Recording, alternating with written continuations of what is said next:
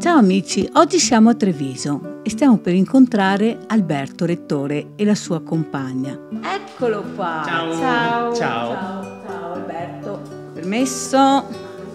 Permesso? Tu sei venuto in trasmissione e hai raccontato un po' la tua triste storia, specialmente della tua malattia. Sì, a causa della mia malattia non riesco a trovare né lavoro né quant'altro. La scia sembra sia stata trovata e tutto qui. Adesso sono anche emozionato, quindi si accentua. È una cosa che si è formata da un po' di anni, da quando le cose non vanno proprio più bene, diciamo. Purtroppo sono sempre costretto a trascurarmi per questo motivo di fattore economico.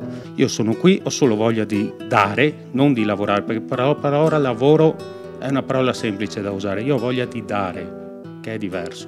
Anche tu, Simonetta, hai un problema di salute. Sì, ma è riconosciuto dallo Stato. Sono invalida civile dalla nascita. Sei invalida civile dalla nascita e percepisci una pensione? Di 258 euro. Non c'è nessun'altra entrata? No. E tu hai anche un figlio? Sì.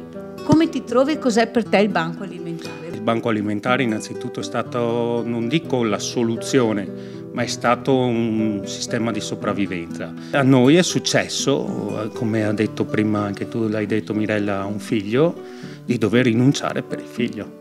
Oggi, questo mese, io non ho rinunciato a mangiare. Ecco l'assegno che anche questa settimana riusciamo a consegnare grazie ai vostri contributi. Alberto, per prima cosa farai con questo assegno?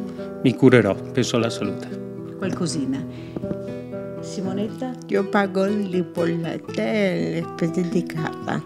Eccoci qua, stiamo uscendo da casa di Alberto e di Simonetta, augurando loro un forte in bocca al lupo. Grazie a Rete Veneta, grazie ai telespettatori, grazie a tutti voi, perché non so più a chi dire grazie ormai. E niente, chissà che il miracolo prosegua.